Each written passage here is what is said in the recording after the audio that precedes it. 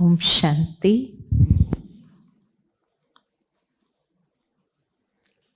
आज का बहुत सुंदर ये विषय और आप सभी ने प्रयोग भी अपनी रीति से किया होगा। समय प्रति समय बाबा की याद में जब भी बैठते हैं तो नेचुरल है कि आपने फरिश्तापन क्या है उसका अनुभव भी किया होगा। लेकिन उसके बावजूद भी जो आज सब्जेक्ट रखा है, वास्तव में तो मैं सोच रही थी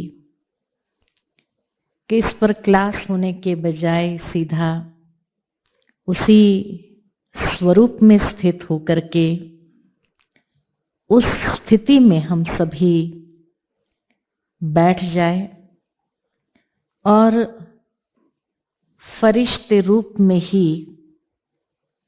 अनुभव करें अपने आप को। क्योंकि जब बाबा ने कहा है कि संगम युग का फाइनल पिक्चर या फाइनल डिग्री कहो, यही फरिश्ता स्वरूप है। और हर एक का लक्ष्य, हर एक ब्राह्मण का लक्ष्य उसका अनुभव करना है। क्योंकि जितना इसका अनुभव करते जाएंगे तो नेचुरल है कि उस स्वरूप में स्थित होना या फाइनल उसी अवस्था से सहज देह से अलग हो जाना और बाबा की गोद में चले जाना आसान होगा। तो कुछ क्षण के लिए हम सभी फरिश्ता स्वरूप में अपनी अपनी समझ से जो आप अभ्यास करते हैं उसमें बैठेंगे। उसके बाद फिर मैं उसके ऊपर थोड़ा क्लैरिफिकेशन दूंगी। कुछ क्षण के लिए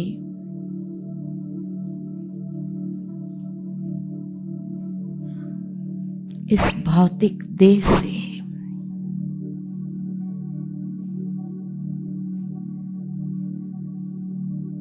न्यारे हो जाएं।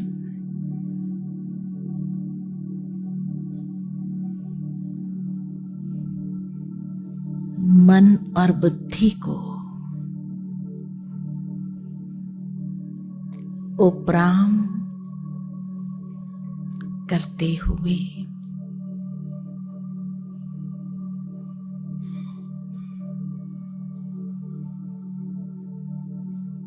स्वयं को विजुअलाइज करें।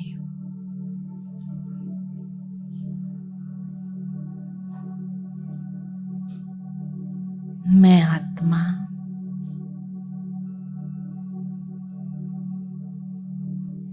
अपने अंतर्वाहन से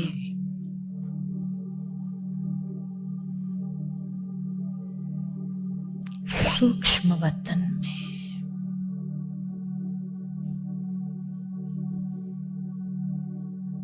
जहां मैं अपना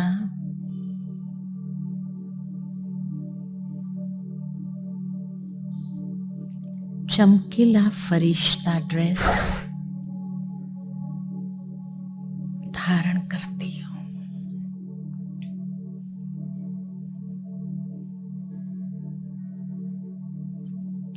और स्वयं को एकदम हल्का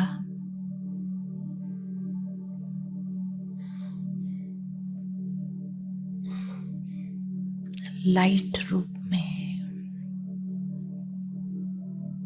महसूस करती हूं।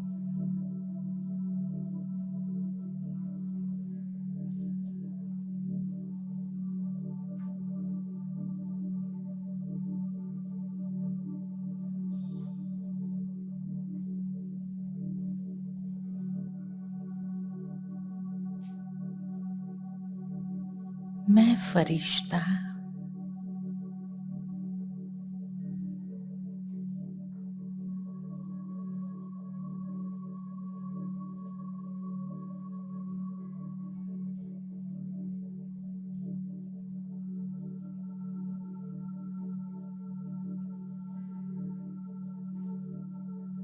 उड़ते हुए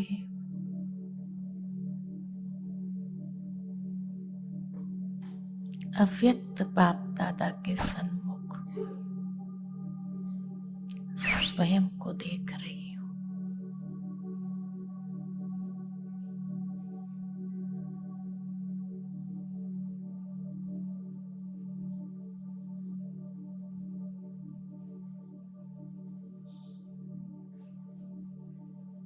कितना हल्कापन,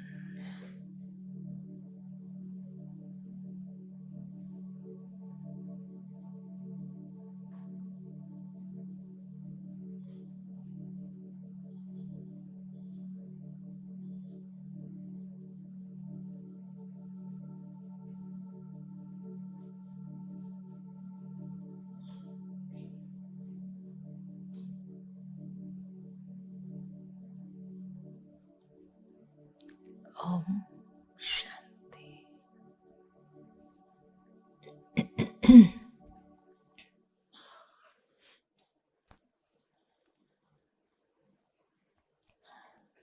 तो जैसे फरिश्ता माना ही 3 विशेषताओं से संपन्न, अंतर्मुखी, अव्यक्त, अलौकिक, लाइट स्वरूप। अंतर्मुखी जब कहते हैं तो अंतर्मुखता की गुफा में कई बार हम बच्चों को बाबा बैठने के लिए कहते हैं, अर्थात एकांत और एकाग्रता। जितनी हमारे अंदर एकांत अर्थात एक बाबा के प्यार में, शुद्ध प्यार में समाये हुए,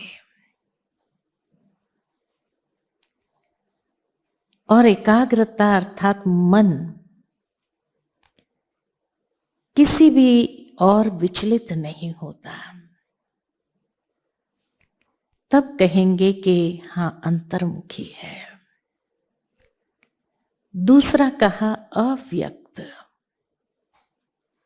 अर्थात इस व्यक्त भाव और व्यक्त भावनाओं से अपने आप को ऊपर कर देना, उपराम कर देना, न्यारा कर देना। और तीसरा अलौकिक, अलौकिक यानी लौकिकपना जहां ना हो।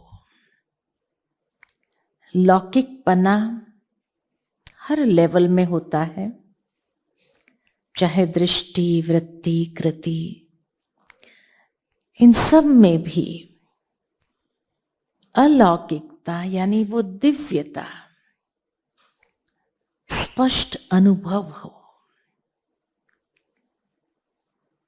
अव्यक्त और अलौकिक में इतना अंतर है जैसे कि कमल का पुष्प और गुलाब का पुष्प। कमल के पुष्प को कहेंगे अलौकिक और गुलाब के पुष्प को कहेंगे अव्यक्त। न्यारे, कमल का फूल न्यारा और प्यारा, गुलाब का फूल उपरा। इन दोनों फूल में अंतर क्या है कि कमल का फूल जब पानी में है, कीचड़ में है, तो कमल के फूल की पूरी गृहस्थी है नीचे, इतनी गृहस्थी उसकी फैली हुई है, लेकिन फिर भी उससे न्यारा, डिटैच्ड, अर्थात उस गृहस्थी का प्रभाव उसके ऊपर नहीं पड़ता, इसलिए उसको अलौकिक कहा। और गुलाब का फूल यानी उपराम, उपराम अर्थात जैसे गुलाब का फूल जब पूर्ण रीति से खिल जाता है तो सारी पंखुड़ियां झड़ने लगती है और खाली बूर रह जाता है। अर्थात अव्यक्त देह और देह के संबंधों से एकदम उपराम हो गए, वो जड़ गए। कोई भी प्रकार की व्यक्त भाव और भावना उससे कनेक्ट नहीं है, सब धीरे धीरे धीरे धीरे संपूर्ण खिल गया ना। जबकि कमल का फूल झड़ता नहीं है, वो अपनी पंखुड़ियों को डिटैच नहीं कर देता है, लेकिन हाँ उस गृहस्थी से न्यारा है। ठीक इसी तरह हम सभी ने भी अपने कारोबार की, अपने सेवाओं की अनेक प्रकार के गृहस्थियों को फैलाया है, लेकिन फिर भी कमल के फूल की तरह न्यारे और प्यारे। लेकिन जैसे जैसे हम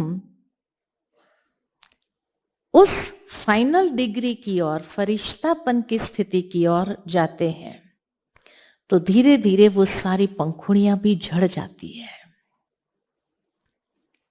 और व्यक्त भाव और भावना से भी ऊपर, और खाली बूर रह जाता, यानी उस कॉन्शियसनेस में हम रह जाते हैं कि मैं फरिश्ता हूं। इसी कॉन्शियसनेस में कोई से भी रिश्ता, डिवाइन रिश्ता भी निभाने के लिए, लेकिन उससे भी हम ऊपर हो गए, उससे भी उपराम हो गए। तो इसलिए कहा अव्यक्त और अलौकिक। जब ये स्थिति आ जाती है तो फिर अंतर्मुखी या उस बाबा के प्यार में समा जाना सहज हो जाता है, या ये कहे कि लाइट माइट स्वरूप सहज बन जाते हैं। अब उसके लिए हमारा पुरुषार्थ क्या है? तो जैसे कहा कि फरिश्ता माना लाइट, लाइट रूप अर्थात हर बात में लाइटनेस आ जाए। सबसे पहले लाइटनेस आए मनसा में।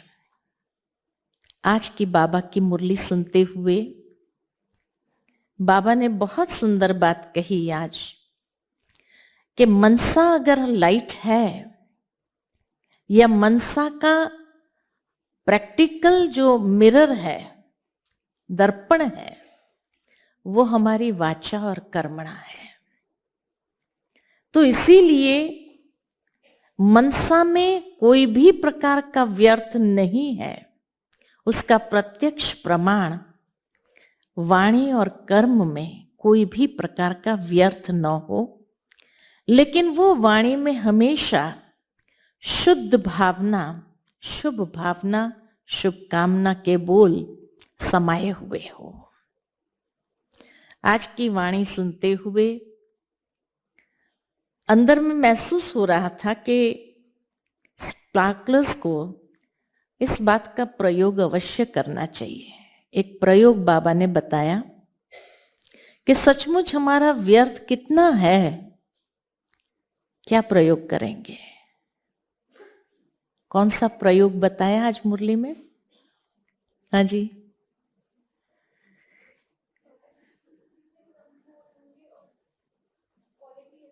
क्वालिटी अच्छी होंगी। और प्रयोग कौन सा बताया बाबा ने?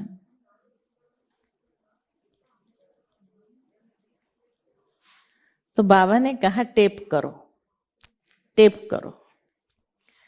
हर एक के पास मोबाइल तो है, उसके अंदर रिकॉर्डिंग बटन भी होता है।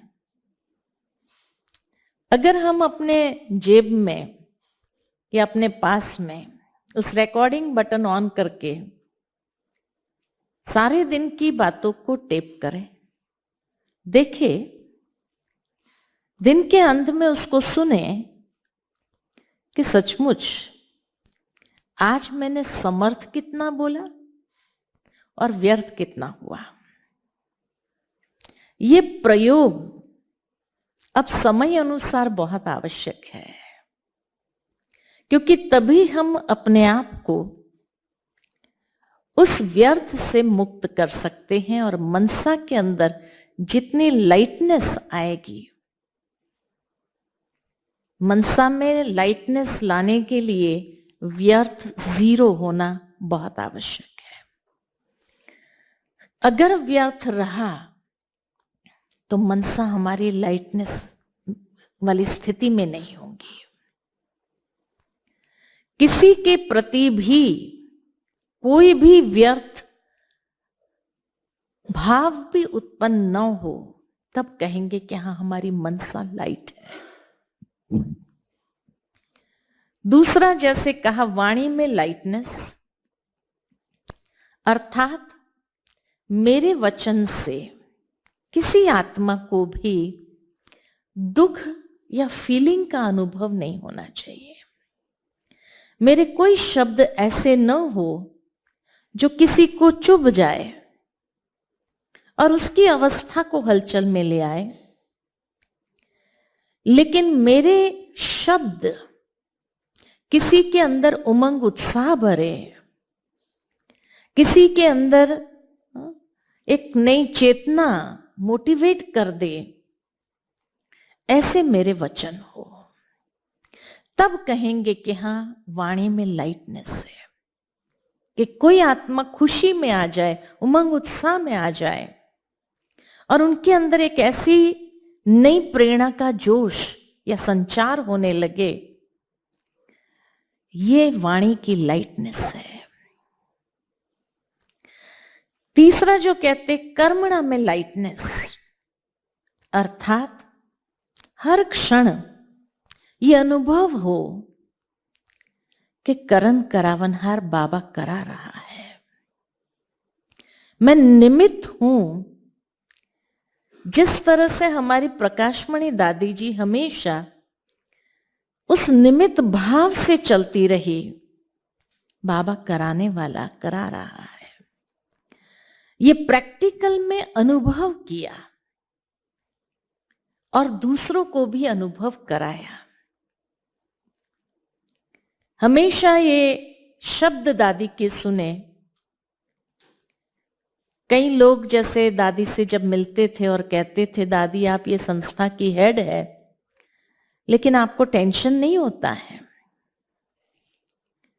तो दादी ने कहा, मैं कभी अपने आप को हेड समझती नहीं हूं, क्योंकि हेड समझेंगे तो हेडेक जरूर होगा। इसीलिए दादी हमेशा ये समझती थी कि मैं तो निमित्त हूं, बाबा करण करावनहार है। मेरी कर्म योग की स्टेज अनेकों को अनुभव हो, तब कहेंगे कि हां, कर्मणा में लाइटनेस है। कर्म योगी बन करके कर्मेंद्रिय की अधीनता से परे वही कर्मणा में लाइटनेस का अनुभव कराएगी। चौथा कहा, संबंधों में लाइटनेस, संबंध संपर्क में लाइटनेस, अर्थात जो भी मेरे संबंध संपर्क में आए उसे पॉजिटिव वाइब्रेशंस और रूहानियत का अनुभव मुझसे हो, ये है संबंध संपर्क में लाइटनेस। और स्वभाव में लाइटनेस, अर्थात स्वभाव में जितनी सरलता और सहजता होगी, उतना स्वभाव में लाइटनेस स्वतः आ जाएगा। तो ये हर लेवल पर लाइटनेस, ये है पुरुषार्थ, ताकि उस फाइनल स्टेज को हम सहजता से अनुभव करें। तो ये मुझे अपने आप में चेक करना है कि ये लाइटनेस हमने अपने आप में कितना लिया है। दूसरा, जैसे कहा जाता है कि फरिश्तों के पांव कभी धरती पर नहीं होते हैं, सदा उड़ते रहते हैं, जैसे एक हवा के झोंके के साथ चलते हैं। ब्रह्मा बाबा के लिए हर कोई जो साकार पालना लिए हुए हैं, वो अनुभव यही सुनाते कि बाबा जब आंगन से गुजरता था तो ऐसा महसूस होता था जैसे कोई बादल पास हो गया। इतनी लाइटनेस बाबा से फील होती थी, जिसके पैर धरती पर नहीं। मम्मा की बात जब सुनाते हैं पुराने भाई बहने, तो यही कहते हैं कि मम्मा जब चलती थी तो जैसे धरती को भी कष्ट नहीं होना चाहिए उस तरह से चलती थी। कई बार जैसे कई लोगों को चलने में भी वो फरिश्तापन वाली नहीं स्थिति। तो इसीलिए बाबा कहे कि लाइटनेस के साथ साथ धरती पर पैर नहीं है, उड़ते हुए जैसे हवा के झोंके की तरह चल रहे हैं, पास हो गए। भावार्थ यही कि देह अभिमान रूपी धरनी से परे है। और उसके लिए दादी जानकी हमेशा ये बात कहती थी कि उसके लिए जैसे उड़ने के लिए, कोई फ्लाइट को भी उड़ने के लिए रिफाइन पेट्रोल चाहिए, तभी वो फास्ट गति से उड़ सकता है। ठीक इसी तरह हमारे अंदर ये फास्ट गति को ले आने के लिए मन, बुद्धि और दिल क्लीन, क्लियर एंड प्योर, जितना ये तीन चीजें होगी अपने अंदर, क्लीन स्वच्छता, अर्थात मन हमारा स्वच्छ होगा, बुद्धि हमारी स्पष्ट क्लियर, और दिल हमारा प्योर साफ।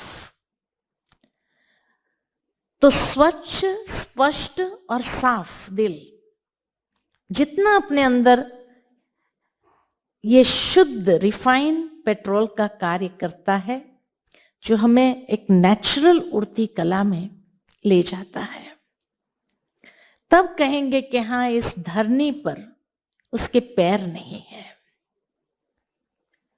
हर प्रकार की आकर्षण से, सहजता से परे, जितना इन सभी आकर्षणों से अपने आप को परे ले जाते हैं,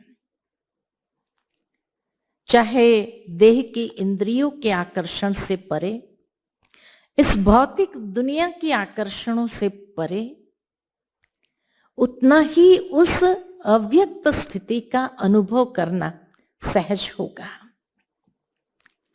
और तीसरी बात, जैसे कहा कि ये शुद्ध पेट्रोल अगर है मन बुद्धि के अंदर, मन बुद्धि और दिल में, तो नेचुरल है कि यही अंतर्वाहन का कार्य करेगा।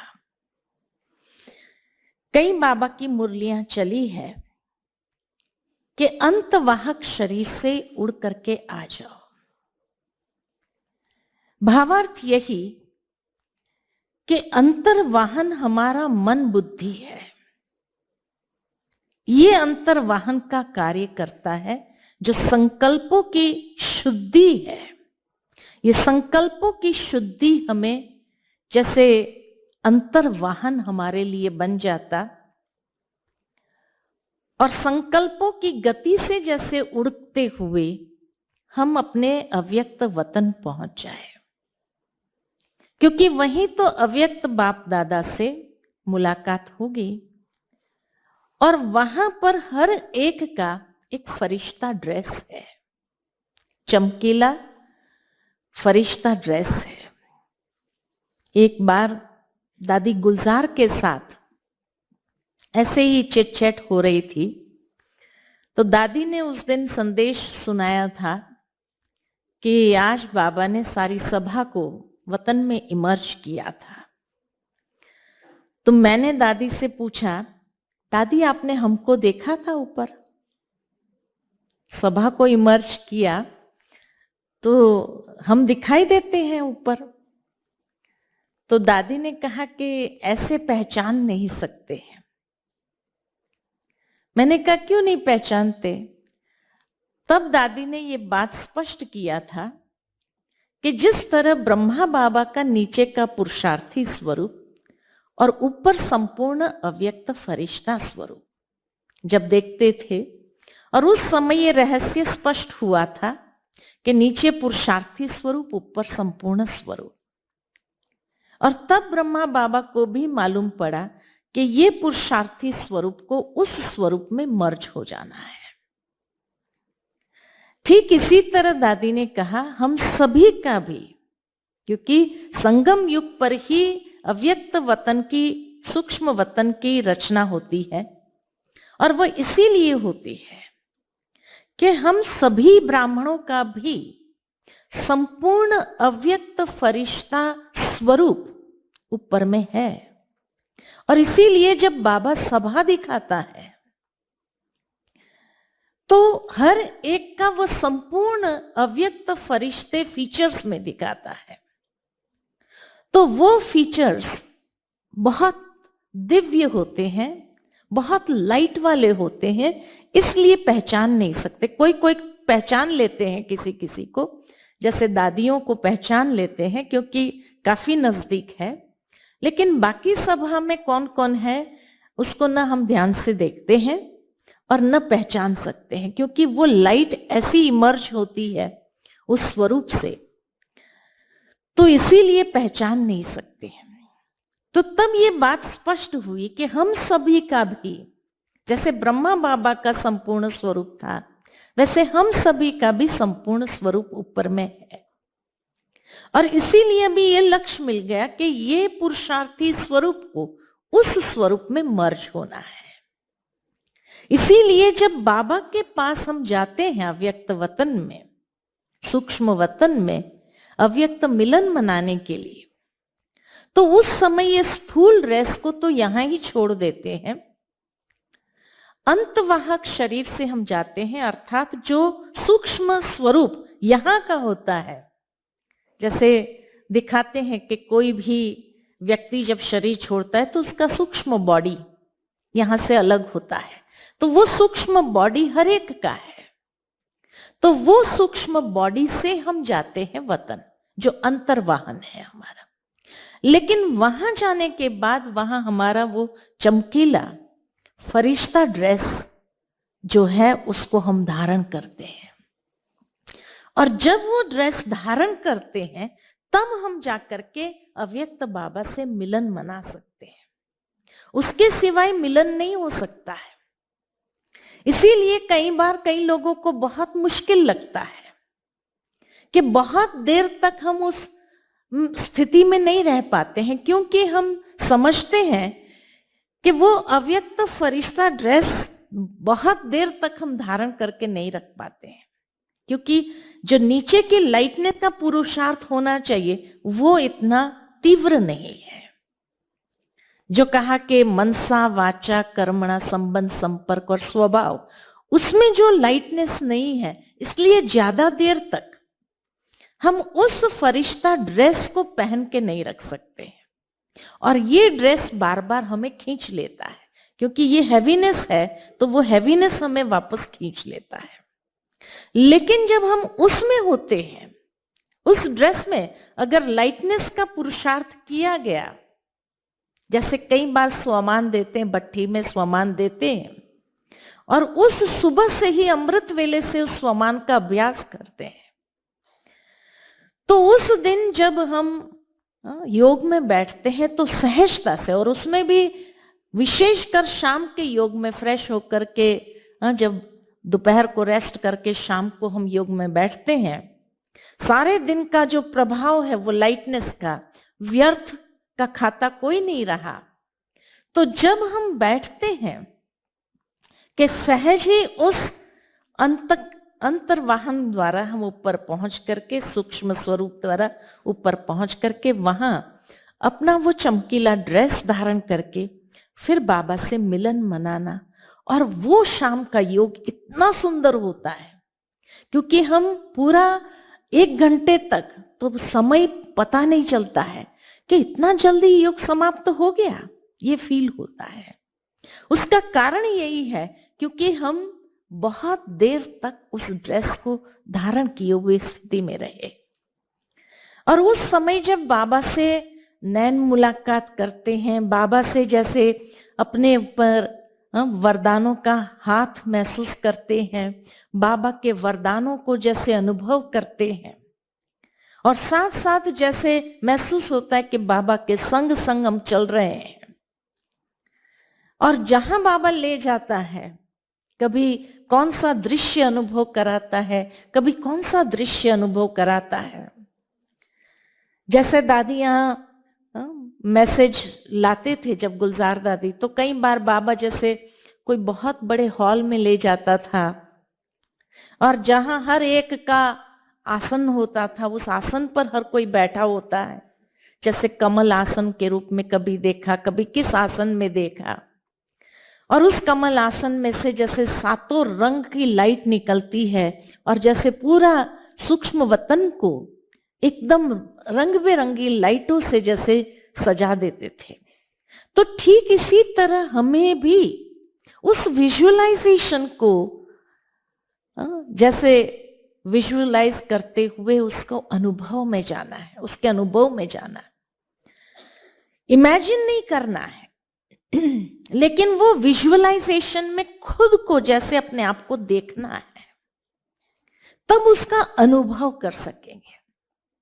इमेजिनेशन में हम खुद को नहीं देखते हैं, लेकिन अनुभव करने के लिए जब विजुअलाइजेशन करते हैं तो विजुअलाइजेशन में हम खुद को उस स्वरूप में देखते हुए अनुभव करते हैं। और उस समय जैसे बाबा से पावरफुल प्रकाश ले रहे हैं, बाबा के वरदानी हाथ को अपने ऊपर अनुभव करते हैं, या बाबा के संग संग कभी बगीचे में जैसे बाबा ले जाता है, कभी बाबा 3 लोक की सैर कराने के लिए ले जाता है, कभी बाबा भक्तों के पास ले जाता है।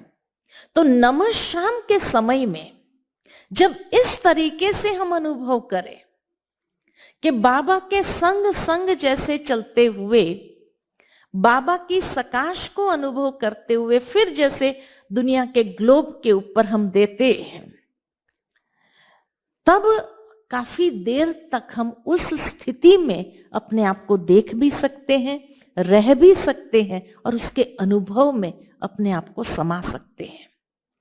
तो इसीलिए अव्यक्त फरिश्ता स्वरूप यानी इस ड्रेस को धारण करना या ये स्वरूप उसमें समा जाना, उसमें मर्ज हो जाना, ये बहुत जरूरी है। जब तक ये स्वरूप उस स्वरूप में मर्ज नहीं होता है, तब तक वो फरिश्ता स्टेज का अनुभव नहीं कर पाते हैं। और इसके लिए जैसे कहा दिन भर में या जैसे लगातार 1-2 दिन से उसी लाइटनेस की स्थिति का अनुभव करो, तो जब बैठेंगे तो सहजता से उड़ जाएंगे और उसका अनुभव हम कर सकते हैं। तो इसलिए अव्यक्त फरिश्ता स्वरूप जो डबल लाइट स्थिति है, डबल लाइट में एक तो जैसे लाइट का ऑरा अपना तभी विकसित होता है, यहां पर भी जब हम कर्मयोगी स्टेज में है तभी भी हम अपने आप को लाइट महसूस करें, हल्कापन में महसूस करें, और जैसे कि वो डबल लाइट का ऑरा, वो प्रकाश का प्रभा मंडल अपने चारों ओर महसूस करें। क्योंकि जितना हम उस प्रकाश के प्रभा मंडल में अपने आप को देखेंगे, उतना कोई भी प्रकार के माया का स्वरूप कहो या व्यर्थ का रूप कहो, वो हमारे उस प्रभा मंडल को छेद करके हमारे तक पहुंचे, ये नहीं हो सकता है। क्योंकि वो ऐसा एक कवच बन जाता है, कवच का कार्य करता है, जिसमें कोई भी नेगेटिव एनर्जी या व्यर्थ की एनर्जी हम तक नहीं पहुंच सकती है। इसलिए अव्यक्त फरिश्ता स्वरूप का अनुभव करना है तो दिन भर में ये लाइटनेस, ये प्रभा मंडल अपना विकसित करना बहुत जरूरी है। और अमृत वेले से लेकर के अगर ये प्रभा मंडल में अपने आप को देखेंगे तो फिर जब बैठेंगे तो बहुत सहज वो अंतर्वाहन से ऊपर जाकर के उस फरिश्ता ड्रेस में समा करके बाबा के सामने, और वहां पर भी वो लाइट का प्रभा मंडल में अपने आप को देखेंगे। परसों की बाबा की साकार मुरली में बहुत अच्छी एक बात आई थी कि बाबा ने कहा कि जब आप पुरुषार्थी स्वरूप में है और आप अपना फोटो निकालो और उसमें अगर कोई लाइट का प्रभा मंडल देता है तो ये संभव नहीं है, क्योंकि ये शरीर पतित है। इसीलिए प्रभा मंडल उनको दिखाया जाता है जिसका शरीर और आत्मा दोनों पवित्र होता है। लेकिन जब हम सूक्ष्म वतन में जाते हैं तो वहां पर जो अव्यक्त फरिश्ता ड्रेस हम धारण करते हैं वो ड्रेस भी पावन है। इसलिए वहां अपने आप को उस प्रभा मंडल में देखना सहज भी है और संभव भी है। और जब उस ड्रेस में अपने आप को देखते हैं तो ऐसा फील होता है कि जैसे उस संपूर्णता की जो स्टेज है जिसमें कोई भी इधर उधर के संकल्प न चले, इतनी एकाग्रता और बाबा के संग हर एक संबंध का क्लोजनेस का अनुभव हम करें, संबंध के समीपता का अनुभव करें। हाँ, वो लाइट का ही ड्रेस है ना, प्रकाश का ड्रेस है। नहीं, अपने में ही चले जाएंगे आप दूसरे किसी में जा नहीं सकते हैं, दूसरे की ड्रेस में आप जा नहीं सकते, आप अपनी ड्रेस में ही चले जाएंगे। इतना स्वाभाविक है, वही आपको पुल करेगा, वो मैग्नेट की तरह है जो पुल करेगा और आप उसी में समा जाएंगे। बाकी किसी और की ड्रेस आपको फिट भी नहीं होंगी, है ना। तो इसीलिए आपको ये टेंशन रखने की भी जरूरत नहीं कि किसी और की हम ड्रेस में चले जाएंगे, नहीं, आप अपनी ड्रेस में ही जाएंगे। हाँ, नहीं, इस बॉडी का कॉन्शियसनेस वहां नहीं रहता, इसीलिए तो लाइट कहा कि एकदम वो गुलाब की पत्ती क्यों कहा, झड़ गई सारी पत्तियां और खाली बूर रह गए, यानी वो आत्मा सोल कॉन्शियसनेस कहो या आत्माभिमानी स्थिति में जैसे हम उड़ करके जाते हैं तो कोई भी प्रकार का इस शरीर का भान नहीं रहता है वहां पर, तब जाकर के आप उसमें मर्ज हो सकते हैं, ये स्वरूप उसमें मर्ज। और यही हमारा पुरुषार्थ है। इसलिए बाबा कई बार कहते अपने वो संपूर्ण स्वरूप को भी सामने देखते रहो कि ये मेरा स्वरूप है और ये पुरुषार्थी स्वरूप को उसमें जाके मर्ज होना है। जिस तरह ब्रह्मा बाबा अनुभव करते थे या पुरुषार्थ करते थे कि ये मेरा पुरुषार्थी स्वरूप को जाकर के उसमें मर्ज होना है, और उसके लिए बाबा ने ये अभ्यास किया लाइटनेस का, कि यहां ही बाबा ने संकल्पों में व्यर्थ को जीरो किया। वाणी में भी किसी से भी बात करते थे, कई भाई बहने अनुभव सुनाते बाबा के पास जाते थे, ये समाचार सुनाएंगे, ये समाचार सुनाएंगे, और वहां जाके सब भूल जाते थे। तो ये फीलिंग दूसरे को भी आए, इतनी लाइटनेस हमारे अंदर हो, व्यर्थ इतना जीरो होगा तब तो कोई बात करने आएगा व्यर्थ और भूल कराएंगे। तो जितना मैं उसमें रहूंगी तब बाबा मुझे यूज करेगा और परमात्मा प्रत्यक्षता के लिए हम निमित्त बनेंगे। कि कई आत्माएं ऐसे देखेंगी कि जैसे कोई एंजल आया, मुझे मदद किया, मुझे अंदर में इतनी राहत दिया, क्योंकि अंतिम समय तो यही अनुभव कराना है। अंजलि जो देने की बात है वो अंजलि कैसे दे सकेंगे, तो फरिश्ता स्टेज द्वारा ही अंजलि देते हुए आगे बढ़ेंगे कि वो आत्माएं महसूस करेंगे जैसे कोई एंजल आकर के मुझे राहत दे करके अंदर में शक्ति भर करके जैसे चला गया। तो ये फील होना, तो बाबा मुझे तब यूज करेगा जब मैंने उसका अभ्यास किया हुआ है। और जो बाबा के इस प्रत्यक्षता के सेवा में अपने आप को लगाता है या निमित्त बनता है, तो निमित्त बनने का भाग्य बहुत बड़ा है, उसका रिटर्न भगवान बहुत बड़े रूप में देता है। इसीलिए बाबा कहे कि अपने आप को देखो, कि हम अपने आप को उस स्टेज तक लाए कि बाबा मुझे यूज करे। यह है अव्यक्त फरिश्ता स्वरूप में साक्षात्कार कराने के लिए अपने आप को तैयार कर देना। तो ये तैयारी अभी हमारी कितनी है? क्योंकि समय तीव्र गति से अगर आगे बढ़ रहा है, तो अब मेरे पुरुषार्थ में भी ऐसी स्टेज आ जाए जो हम एंजल्स बन करके अनेक आत्माओं को अनुभव कराएं, परमात्मा प्रत्यक्षता के निमित्त बने, उनको साक्षात्कार कराएं। तो कराने वाला तो बाबा है, लेकिन मैं इंस्ट्रूमेंट तैयार हूं जो बाबा मुझे यूज करे, ऑफर करना है अपने आप को। तो इसीलिए बाबा ने आज जो मुरली चलाई, व्यर्थ को करो जीरो, तभी हम कर सकेंगे। हर आत्मा के प्रति, ब्राह्मणों के प्रति पहले देखो, मेरी शुभ भावना, शुभकामना निरंतर प्रवाहित हो रही है। वो विशुद्ध प्यार प्रवाहित हो रहा है हर आत्मा के प्रति, जानते हुए उसकी क्या वीकनेस है, क्या कमजोरी है, किस तरह की आत्मा, ये सब जानते हुए भी प्रवाहित हो रही है। तो इसीलिए बाबा ने जब हर एक आत्मा को चुना है, तो मैं कोई रिजेक्ट कर नहीं सकती हूं, ना मेरे पास ये अधिकार है कि किसी को हम रिजेक्ट करें। लेकिन हर समय हम भी अपने आप को उसी विधि से चेक कर सकते हैं कि हाँ, हम कहां तक तैयार हैं जो बाबा मुझे यूज करे। ठीक है? अच्छा, ओम शांति।